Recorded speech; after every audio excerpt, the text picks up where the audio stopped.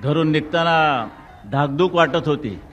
म्हटलं गर्दी होते न होते, माणसं येतात न येतात, आपण येत आहेत का भाड्याने आणावे लागत आहेत. सारखा प्रचार चालू आहे ना, शिवसेना संपली, गर्दी हटली, हे उरलेले फटाके महापौरांचे आहेत, तेवढं वाजून द्या. तेवढे तिकडे लावलं असतं बरं झालं असतं, म्हणजे थोडा रावणाच्या ह्याच्यात गेला असता. तो सडा धूर माझ्याकडे येतोय.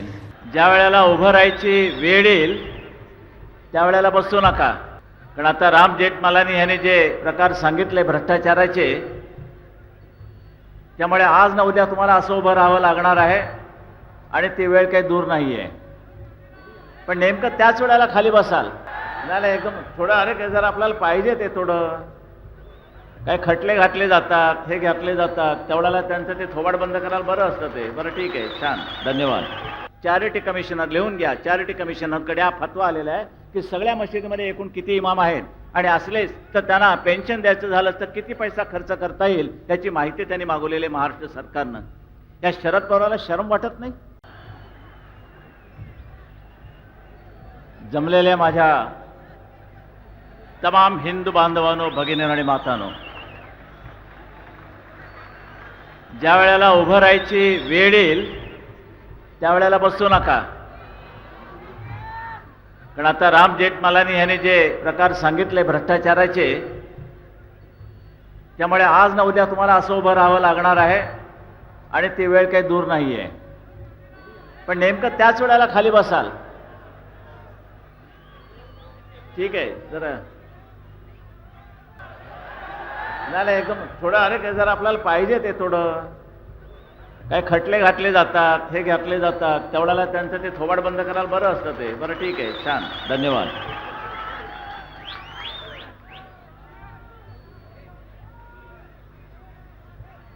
राम जेठमलानी मुंबईत आले होते आणि त्यांनी मला फोन केला. म्हटलं नुसता फोन करू नका, लोकांना कळू द्या तुमचं आणि आमचं नातं आहे आणि शिवतीर्थावरती तुम्हाला यावं लागेल आणि परखड विचार तुम्हाला मांडावे लागतील आणि त्याप्रमाणे त्यांनी येऊन देशात कसा भ्रष्टाचार चाललेला आहे, दुसरं काही कामच नाही.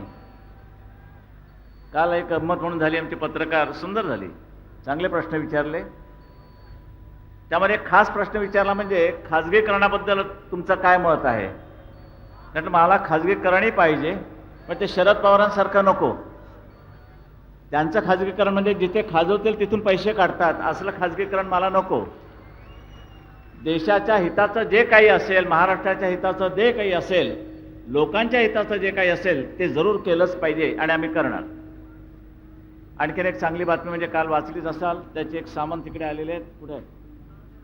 ज्या माणसाने एकलव्यासारखी लढाई दिलेली आहे आणि ह्यांनी अर्ज करून करून करून सतत ती लढाई शेवटी जिंकली आणि तुमच्या उच्च न्यायालयानं बॉम्बेचं मुंबई करायला परवानगी दिली, तो हाच मर्द. ह्याही वयामध्ये त्याने ती लढत दिलेली आहे आणि म्हणून त्यांचा आपल्या साऱ्यांच्या वतीने सत्कार करीत आहे. हा, बॉम्बेचं बंबई, बंबईचं मुंबई, आणि आता सगळ्यांनी त्याचा वापर करायचा. मुंबई ह्याखेरीज दुसरं काही नाही. ही अशी माणसं आहेत, चिवट आहेत, घोरपडीसारखी आहेत. बरं, तरुणांना लाजवणारं वय आहे. नाही तर आपण म्हटलं असं कशाला भानगडीत पडा, अमुक आहे तमुक आहे. तरी मी सरपोतदारांना सांगणार आहे की सरपोतदार, तुमची एक केस कोर्टामध्ये नुसती पडून आहे आणि ती म्हणजे मशिदीवरचे लाऊडस्पीकर. हे केव्हा खाली उतरवायचे? हायकोर्टाने कलकत्त्याचा निर्णय देऊन टाकलेला की उतरवा, पहिल्यांदा खाली उतरवा. त्याने उतरवले. पण भयानक बातमी आहे, हे करत असताना दुसरी येऊन ठेपली, थडकली.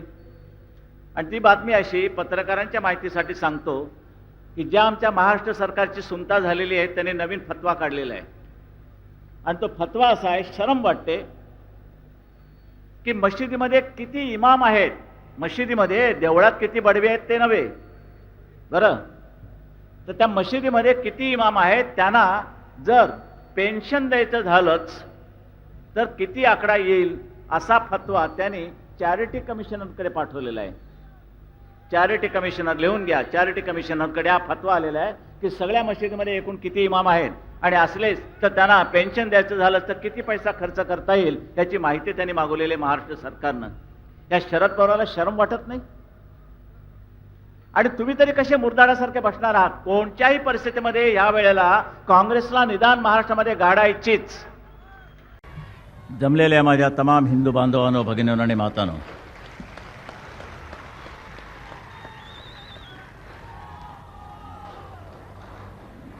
घरून निघताना धाकधूक वाटत होती. म्हटलं गर्दी होते न होते, माणसं येतात न येतात, आपण येत आहेत का भाड्याने आणावी लागत आहेत. सारखा प्रचार चालू आहे ना, शिवसेना संपली, गर्दी हटली. हटली आहे का? जरा मोठ्याने ओरडा ना. असं काहीतरी पाहायला पाहिजे हो, जरा जिवंतपणा पाहिजे. चालू काय अजून थोडं? हे उरलेले फटाके महापौरांचे आहेत, तेवढं वाजून द्या. तेवढे तुमचे आहेत ना? तिकडे लावलं असतं बरं झालं असतं, म्हणजे थोडा रावणाच्या ह्याच्यात गेला असता. तो सडा धूर माझ्याकडे येतोय. ते मगासपासून उभा आहे ते काय, कोणाचं आहे ते? मुल्ला सिंग करबडीचा लालू. नंतर काय करणार आहात? आगपेटी वगैरे आहे का देऊ? बरं ठीक आहे. नाही, विषय चिकार आहेत, कितीतरी विषय आहेत. मुख्यमंत्र्यांनी काही दुसऱ्या पद्धतीने त्यांचे विषय मांडले. माझे विषय स्वतंत्र आहेत. पहिल्यापासूनचा माझा एक विचार असा आहे की ही शिवशाही गरिबांची शिवशाही असली पाहिजे. इकडे मला गले लठ्ठ माणसं, पोट सुटलेली माणसं नकोत. हे आपलं धोरण आहे. त्या दृष्टीने माझे विचार मांडणार आहे. आणि नंतर मग मात्र ते उत्तर प्रदेशचा एक लांडा आणि बिहारचा एक लांडा, या दोन लांड्यांचा समाचार घेणार. काय वाटेल ते बडबडतात आणि लोक ऐकतात, हे विशेष. त्यावेळेला उसळून उभे राहायला पाहिजे की वाटेल ते करा, पण हे आम्ही सहन करणार नाही. पण मी त्यांना धन्यवाद देतो. धन्यवाद एवढ्यासाठी देतो की ते तसे बोलले म्हणून हा हिंदू जागा झाला, संतापलाय, चिडलाय. नाही, तुम्ही झोपलेले असता. त्यांनी तेवढं तरी काम केलं की तुम्हाला चवताळून सोडले. सगळ्या देशातला हिंदू चवताळून उभा राहिलेला आहे. शिव्या देतोय त्यांना. अरे पायाने दाबून टाका ना रे बाबा. बस बस, पायाने दाबा, नवी लावू नका.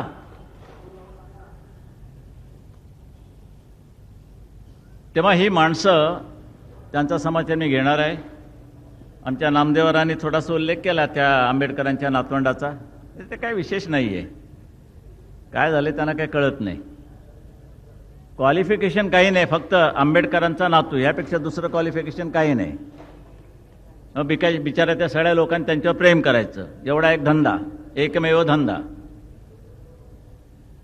आज इथे आपण दसऱ्याचं सोनं लुटायला आलेलं आहे. ह्या देशामध्ये लुटालुटच जास्त असते. त्यामध्ये आपण काहीच लुटत नाही. सोनं लुटतं. ते सोनं म्हणजे कसलं? आपट्याच्या पानाचं. तो क्षण आलेला आहे आणि तो क्षण म्हणजे हिंदू हृदय सम्राट शिवसेना प्रमुख बाळासाहेब ठाकरे यांचे विचार आणि मार्गदर्शन.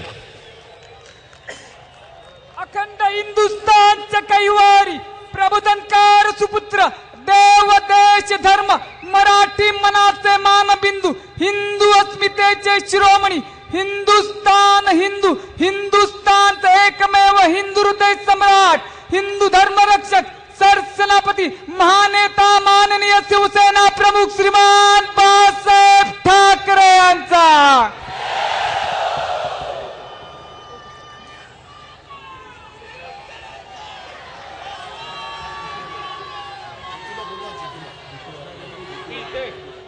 जितू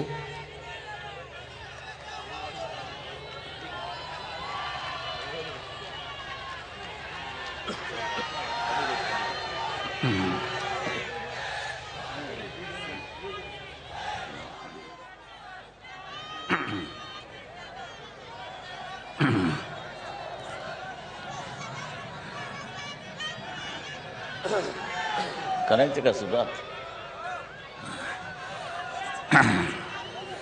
जमलेल्या माझ्या तमाम हिंदू बांधवांनो, भगिनींनो, मातांनो,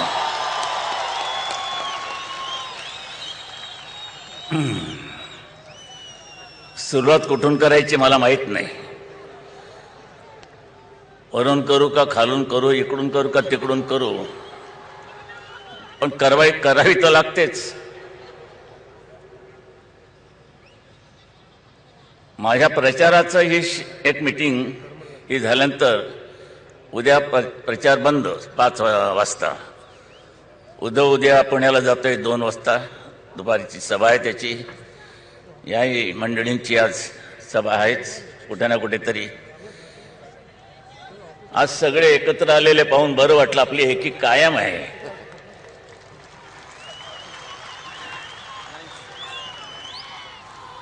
आता आरोप आणि प्रत्यारोप हे होतच राहणार, त्यात नवीन काहीच नाही. त्या लखोबाने काहीतरी नाशिकला जुनं किणी प्रकरण काढले आणि त्यामध्ये आपल्याला आरोप केला आपल्यावरती. ह्या किणी प्रकरणामध्ये सेना आणि भाजपचा अभय होतं आपलं. त्या लखोबाला सांगायचंय, तेलगी प्रकरणामध्ये तुला कोणाचं अभय मिळालं? कुठे तुझ्या भागाला तेल लावलं ते सांग ना.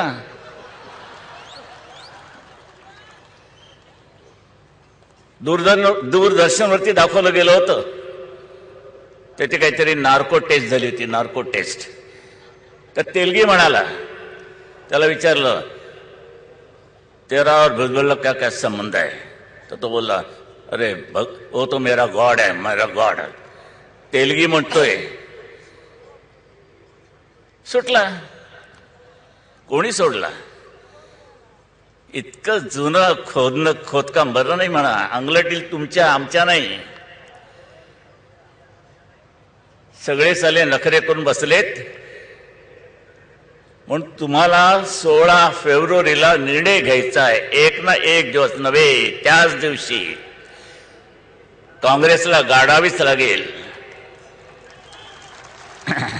आज रामदास, मी तुमची शिरोशाहीर ऐकायला येणार होतो, पण म्हणजे थोडं दूरदर्शनवर ऐकली. ते ऐकल्यानंतर मलाही मग शेवटी स्फूर्ती येते. आपणही काही कमी नाही, हम भी कुछ कम नाही.